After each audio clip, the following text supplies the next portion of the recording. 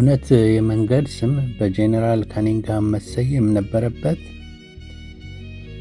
በአዲስ አበባ ከተማ ቁጥራቸው በርከት ያሉ በእንግሊዛውያን የተሰየሙ መንገዶችና ትምህርት ቤቶችም አሉ።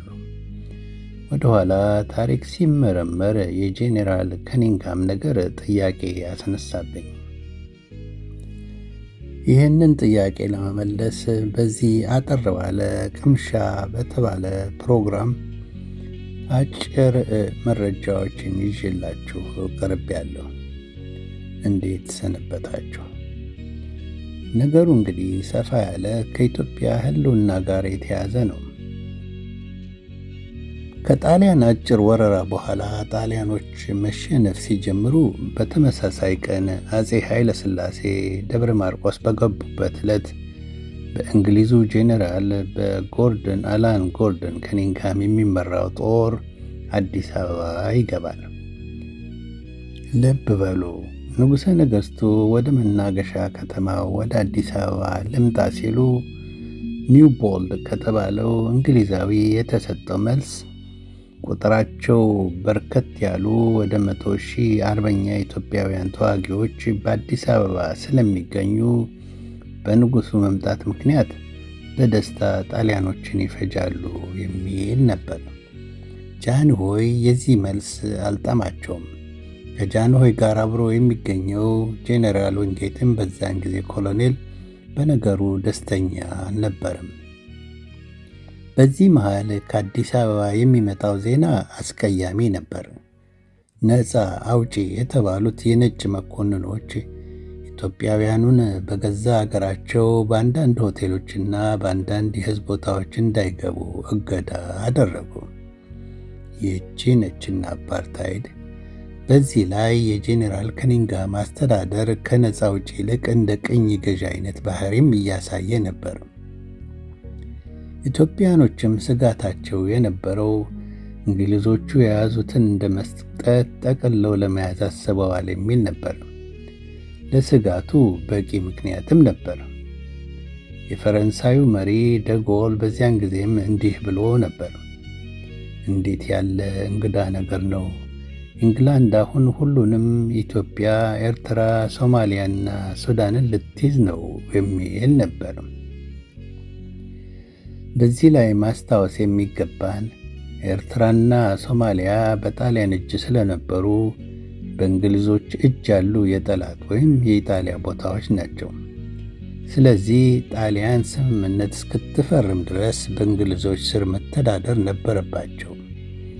የአስተዳደሩ ፎርሙላ የተያዙ የጠላት ቦታዎች አስተዳደር የሚባል ነበር።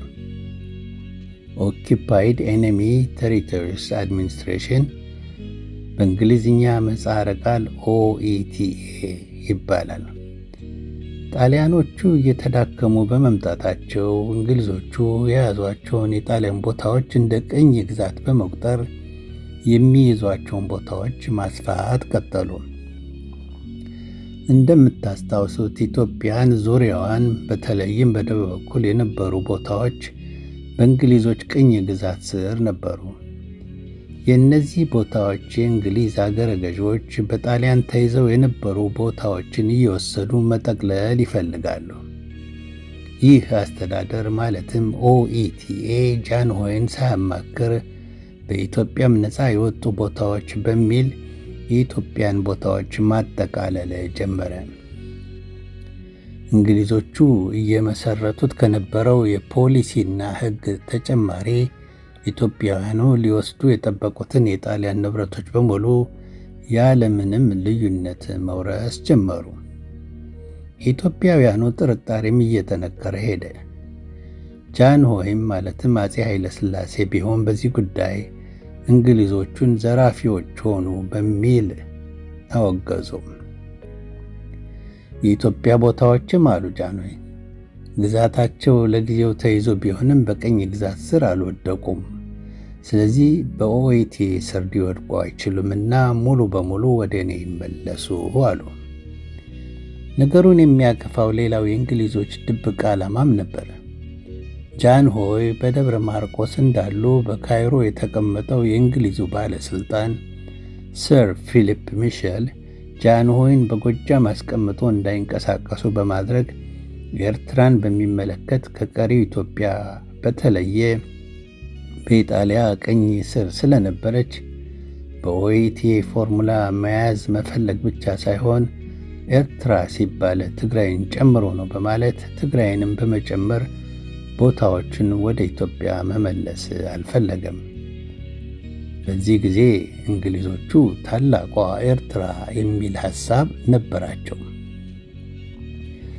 በዚህ ላይ ጃንሆይን ያሳሰባቸው ሌላው ነገር የኢትዮጵያ የባላባት መሪዎች ናቸው። ከነሱም አንዱ የአፄ ዮሐንስ የልጅ ልጅ ራስ ስዩም መንገሻ ነበሩ። በግዞት ከነበሩበት ከኢጣሊያ ተመልሰው በጣሊያኑ ጄኔራል ናዚ በቦታቸው እንዲያስተዳድሩ ተሹመው ነበር። አትቸኩሉ። ከዚያም ከእንግሊዞቹ ጋር ይገናኛሉ። በነገራችን ላይ ራስ ስዩም ተንቤን ላይ በኢጣሊያ ያልደረሰባቸው ነገር አልነበረም። በሰራዊታቸው ላይ ቦምብና የመርዝ ጋዝ ጨምሮ። ጣሊያን ግን ለማባበል እየሞከረ ነበር። ራስ ስዩም በኃይለ ሥላሴ ላይ ለማኩረፍ በቂ ምክንያት ነበራቸው። አባታቸው በቁም ስር እያሉ ነው የሞቱት። ስለዚህ ትልቅ ፍራቻ ነበር። በዚህ ላይ ደግሞ ራስ ስዩም የመጀመሪያ የሰላምታ ደብዳቤ ለራስ ካሳ ይልካሉ። የናፍቆትና የሰላም ምኞት ነበር። ለአፄ ኃይለ ሥላሴ አለመላካቸው ፍራቻውን ጨምሮታል። ጣሊያኖቹ ኢትዮጵያን ለመበታተን ሲፈልጉ የሚያባብሏቸው መሪዎች ብዙ ነበሩ። ሁሉም ቢሆን ከጃንሆይ ጋር ቂም ነበራቸው። ተበድለናልም ይሉ ነበር። ከራስ ስዩም ውጪ የጎጃሙ ራስ ኃይሉ ደግሞ ሌላው ባለጉልበት ባላባት መሪ ነበሩ። እሳቸውም ቢሆን ከጃንሆይ ጋር ትልቅ ጠብ ነበራቸው። በደብረ ማርቆስ የሚገኙት የጃንሆይ ዕጣ በራስ ኃይሉ እጅ ነበር። የራስ ኃይሉ ጦርና የአርበኞች ቁጥር እየጨመረ ጃንሆይ ከዊንጌት ጋር ይዘውት ከመጡት ጦር በላይ ነበር። ጃንሆይ እንግሊዞችን የጠየቁት ራስ ኃይሉ በካርቱም እንዲዘገዩ እንዲደረግ ነበር። እንግሊዞቹ የሰሙም አልመሰሉም። ነገር ግን በዚያን ጊዜ ምንም ባላንጣነት ቢኖራቸውም ራስ ኃይሉ ጃንሆይን እንደሚቀበሉ ገለጡ። ለጃንሆይ ገቡ። ንጉሡና አብሯቸው የነበረው ጄኔራል ዊንጌት ሁኔታውን በትዕግስት ነው የተቀበሉት። ይልቁንስ እንዴት ወደፊት እንደሚያጠቁ ነበር የሚያስቡት። በዚያን ጊዜ ከነበሩ የጣሊያን ኃይሎች ሁለቱ እንዳለ ያልተነኩ ነበሩ። አንደኛው በወሎ በኩል በደሴ ጄኔራል ፍሩቼ የሚባል ሲሆን፣ ሌላው ደግሞ ጎንደር የመሸገው ጄኔራል ናዚ ነበር። የፈረደበት ጎንደር 1 ዓመት ትርፍ ተይዞ የነበረው በዚሁ በጄኔራል ናዚ ምክንያት ነበር። እነዚህ ሁለት ጄኔራሎች ሁኔታውን ይቀለብሱት ይሆን የሚል ስጋት ነበር። ሆኖም ጣሊያኖችን አርበኞቹ እነ ፊታውራሪ ብሩ፣ እነ ዳኘው ተሰማ በደፈጣ ውጊያ ከእንግሊዞች ጋር በማቀናጀት ጥቃታቸውን ቀጥለው ነበር። ደብረ ታቦር ላይ ያተኮረ ነበር። ደብረ ታቦርን ሳይቆጣጠሩ ጎንደር መግባትም የማይሞከር ነው። ሌላው ሰው ደግሞ የልጅ ኢያሱ ልጅ የሆኑት ልጅ ዮሐንስ ወይም ደጃዝማች ዮሐንስ ነበሩ። በኢያሱና በጃንሆይ ያለፈውን ሁኔታ የሚያውቅ ሰው ልጅ ዮሐንስን መጠቀም ይፈልግ ይሆናል። ጣሊያኖቹም ሞክረውት ነበር።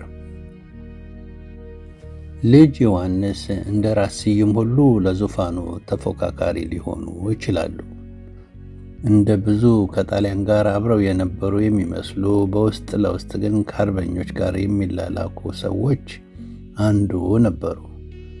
ከራስ አበበ አረጋይ ጋርም ይላላኩ ነበር። ስለዚህ ጃንሆይ ተመልሰዋል የሚል ዜናና ብዙ ቃል የተገባበት ደብዳቤ ከጃንሆይ ሲደርሳቸው ምንም እንኳን በጃንሆይ ላይ እምነት ባይኖራቸውም ጦራቸውን ይዘው ተቀላቀሉ። ሰውየውን አይደለም ያዩት ኢትዮጵያን ነበር። በዚህ መሃል ደግሞ ከጃንሆይ ጋር ቁርሾ የነበራቸው ደጃዝማች አያሌው ብሩ ደግሞ በጄኔራል ናዚ ላይ በመነሳት ከእንግሊዞቹ ጦር ከሲመንዲስ ጋር ተቀላቀሉ። በዚህ ምክንያት በጌ ምድር አይገነጠልም፣ አለዛማ እንግሊዞቹ አያሌውን እንዳባበሉ ይታወቃል። አደጋው ከፍተኛ ነበር። ጎጃም፣ በጌ ምድር፣ ወሎና ትግራይን ፈልቅቆ ለማውጣት ንጉሱን ብቻቸውን ለማስቀረት ታስቦ ነበር።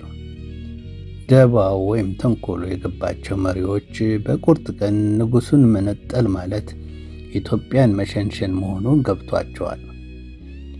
ዋናው የተፈራው ትግራይ ትገነጠል ይሆን የሚል ነበር። ስለዚህ የራስ ስዩም አካሄድ ወሳኝ ነበር። በዚህ መሃል ራስ ስዩም ለጃንሆይ በቀጥታ ደብዳቤ ይልካሉ። በደብዳቤያቸው የገለጹት ዋናው ነገር ሁሉን የሚችለው ፈጣሪ ወደ አገሮ ስለመለሶ አሁን መደበኛ ነባር ኢትዮጵያ እንዲመሰርቱ ፈጣሪ ይርዳዎት የሚል ነበር። በራስ ስዩም አገር ወዳድነት ያ ሁሉም ማባበያ እያለ ኢትዮጵያን መረጡ። ስለዚህ ጃንሆይ በየቦታው የነበራቸው ስጋት አገሬን ባሉ ኢትዮጵያውያን መሪዎች ምክንያት ተወገደላቸው። አሁን ወደ አዲስ አበባ መመለሱን ነው ያተኮሩበት። በዚህም ምክንያት እንግሊዞቹ የገቡትን ቃል ይፈጽማሉ ለማለት በቂ ምክንያት ነበራቸው። ስለዚህ ወደ አዲስ አበባ እንቅስቃሴው ሲጀመር ደጃዝማች እንዳልካቸው መኮንን በአውሮፕላን ወደ አዲስ አበባ ይላካሉ። የንጉሱን መመለስ እንዲያዘጋጁ ነበር። ከዚህ ጋር ተያይዞ የጦር መኮንኖችም ወደ አዲስ አበባ እንቅስቃሴ ጀምረው ነበር። ሞጣ ሲደርሱ እንዲመለሱ ታዘዙ። በሚያዝያ ከጄኔራል ከኒንግሃም ወደ ዊንጌት ቴሌግራም ይላካል። ትዕዛዙም የሚለው ማንኛውንም ንጉሱ ወደ አዲስ አበባ የሚያደርጉትን እንቅስቃሴ እንዲያስቆም ነበር። ታሪክ ጥሩ ነው። ዊንስተን ቸርችል በአፕሪል 9 ከከፍተኛ የእንግሊዝ ጦር ባለስልጣናት ወይም የመከላከያ ኮሚቴ ጋር ውይይት አድርጎ ነበር። እናም ትዕዛዝ ሲያስተላልፍ ንጉሱ በአስቸኳይ ወደ አዲስ አበባ እንዲመለሱ የሚል ነበር። የዚህ የቸርችል ትዕዛዝ ሲሰማ ጃንሆይ ወደ አዲስ አበባ መንቀሳቀስ ሲጀምሩ ዊንጌት ችግር ላይ ነበር። ምክንያቱም የጄኔራል ከኒንግሃም ትዕዛዝ አትንቀሳቀስ የሚለው አልተነሳለትም ነበር። ስለዚህ ንጉሱን በጉልበት ማቆም እንደማይፈልግ ይልቁንስ አጅቧቸው አዲስ አበባ ድረስ እንደሚሄድ ገለጸላቸው። ንጉሱም በሚያዝያ ከደብረ ማርቆስ ተንቀሳቀሱ፣ አዲስ አበባም ገቡ። ንጉሱ አዲስ አበባ ሲገቡ ራስ አበበ አረጋይ ሙሉ ኃይላቸውን በመያዝ ሁኔታውን ተቆጣጥረውት ነበር። ከኒንግሃምን የራስ ጉዳይ እንደማለት ነው። እንግዲህ ባጭሩም ቢሆን ኢትዮጵያ እንዴት እንደተረፈች ተመልክተናል። ለውጥ ወይም የሽግግር ሁኔታ ሲፈጠር ከውስጥም ሆነ ከውጭ ጸረ ሀገር ኃይሎች የማይሞክሩት ነገር የለም። በዚያን ጊዜ ኢትዮጵያን ከመሸራረፍ ያዳኗት የአፄ ኃይለ ሥላሴ ባላንጣ የነበሩ ለመበደላቸው በቂ መረጃና ምክንያት የነበራቸው ቀንደኛ የኢትዮጵያ መሪዎች ለአገራቸው በማድላት ይኸው አስረከቡን። በእርግጥ የእንግሊዝ ከፍተኛ ባለስልጣናትና ቸርችል የሰጡት ውሳኔም ወሳኝ ነበር። ነገር ግን ቂም እያላቸው ሀገሬ ትበልጣለች ብለው ለኢትዮጵያ ወገኑ መሪዎች በተለይም ከላይ የተጠቀሱት አራቱ በየፊናቸው ቢሄዱ ኖሮ ቸርችልና ባለስልጣናቱ ምን ይወስኑ ነበር ብሎ መጠየቅ አግባብ ነው። በዚህ ጊዜ እንኳን ለጠላት ለወዳጅም የተባበረ ክንድ ማሳየት በጣም ወሳኝ ነው። የሀገር ጉዳይ ሲመጣ የነሱ የግል ቁርሾ ሚዛን አይመጣም። ለበደል በቂ ምክንያት ቢኖርም እንኳን ቅድሚያ ለሀገር መሰጠት አለበት። በተለይም አገሪቱ ላይ ትልቅ ጥፋት በሚያንዣብብበት ወቅት ከራስ ኃይሉ፣ ከልጅ ዮሐንስ፣ ከደጃዝማች አያሌው ብሩና ከራስ ስዩም መንገሻ የምንማረው ይህንኑ ነው። ከተፎካካሪ በላይ ባላንጣም ነበሩ። ይሁንና አገር በልጦባቸው አገር አዳኑ። የድሮ ሰዎች ወደው እኮ አይደለም የተቀባ ይንገስ የሚሉት። ነጋሽ ነኝ ባዩ በተነሳ ቁጥር ሰላም እንደማይኖር ተገንዝበው ነው። ወደ ኋላ ተመልሰን በአዲስ መመዘኛ ባንዳኛቸው ጥሩ ነው። ያደረጉትን አድርገው አገር አስረክበዋል። አሁን ደግሞ የተመረጠ ይምራ ነው። ሕዝቡ በትክክል ተወያይቶበት በነፃና ግልጽ ባለ ሁኔታ መምረጥ ከቻለ ወንበር በዚያ በኩል ነው የሚመጣው፣ መምጣትም ያለበት። ተከታታዮች እና ስለ ከኒንጋም መንገድ ምን ትላላችሁ? ኢትዮጵያውያን አብዛኞቹ ቸርና መሐሪ ናቸው። ብዙ የታሪክ መረጃዎችም አሉ። ይቅር ሲሉ ይቅር ነው። አሁንም በትዕግስት ያሳዩት ባህሪ በማንም አገር ያልታየ ነው። የተጠበቀው ጎረቤት በጎረቤቱ ይነሳል ነበር፣ አልሆነም። ባጭሩ የኢትዮጵያ አብዛኛው ሕዝብ ያልተዘመረለት ጀግና ነው። እንደኔ የከኒንግሃም ስም ይቀመጥ። እንዲያውም ኢትዮጵያ ከከፍተኛ አደጋ የመለጠችበትን ሁኔታ ማስታወሻ ይሆናል። ተከታታዮች ይህንን ትረካ ከወደዳችሁት አካፍሉ። ኢትዮጵያ በአውሮፓ ዲፕሎማሲ እንዴት ተረፈች የሚለውን መጽሐፍ ብታነቡ ብዙ የታሪክ መረጃዎችን ታገኙበታላችሁ።